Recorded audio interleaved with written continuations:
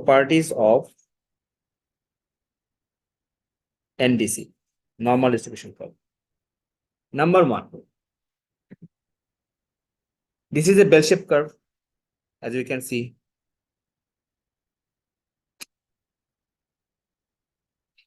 Number two, this curve will be a symmetrical curve, the symmetric shape or symmetrical curve.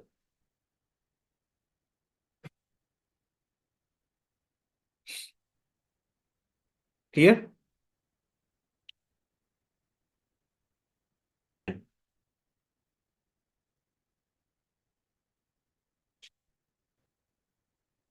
Middle line contains mean.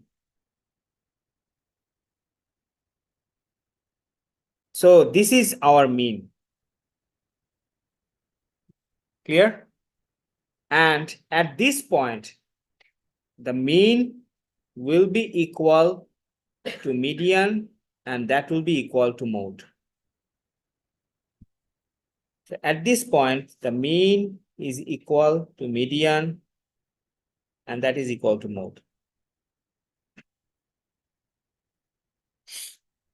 So if the shape follows the normal distribution curve, that means the mean will be equal to median, and that will be equal to mode. Is it clear, Baba? Next. Number 5. We have some points here. What does these points represent? These are standard deviation. That means we have units on the x-axis which are standard deviation. So this means this is one standard deviation away from the mean. This point is 2 standard deviation away from the mean, or on the right direction. Clear?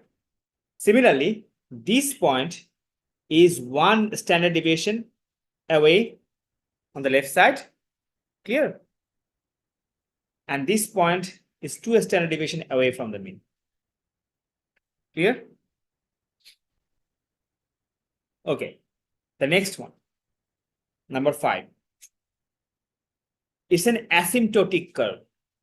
Asymptotic curve.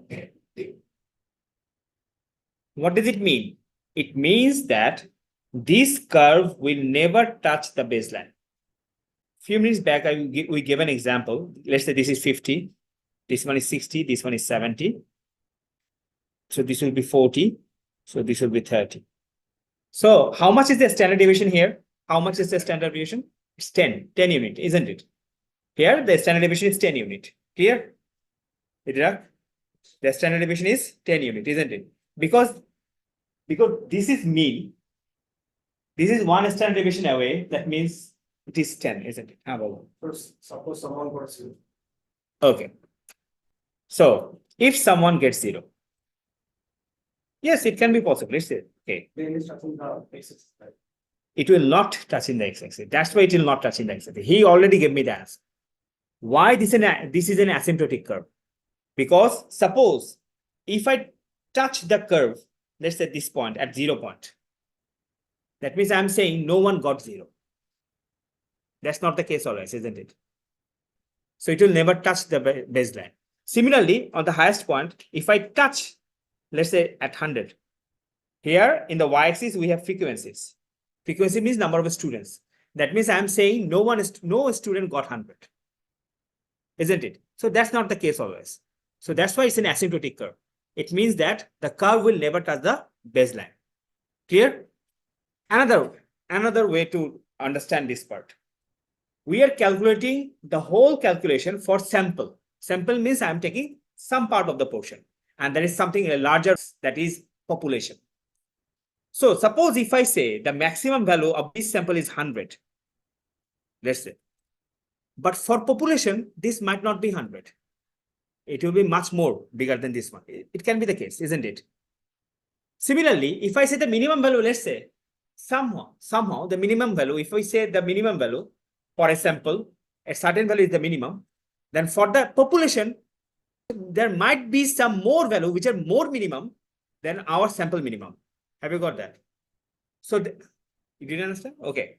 Suppose if I say our maximum value, let's say this is 90, and so this is our sample. Clear? Sample is a part of population. So for the population, 90 might not be the maximum value. So there might be more values which can be maximum, isn't it? So I cannot touch the line to this maximum point. Clear? বুঝতে পারছি? Similarly, let's say for our exam, 30 marks is the lowest mark. Let's say this is our sample, but for population, this might not be the case. It can be 10, it can be less than 10. So the normal distribution curve will not touch the baseline. Clear? Do you understand? So it's an asymptotic curve. Done. Clear? Next one, number 6. Number 6 is the area under curve gives you the probability. And number 7, okay, now we can consider it number 6. So the total area under curve will be how much in value? 1. So the whole area from the negative infinity to positive infinity, or from the negative to positive, or from the left to right, this whole area will be 1. Clear? So this is our normal distribution. Clear?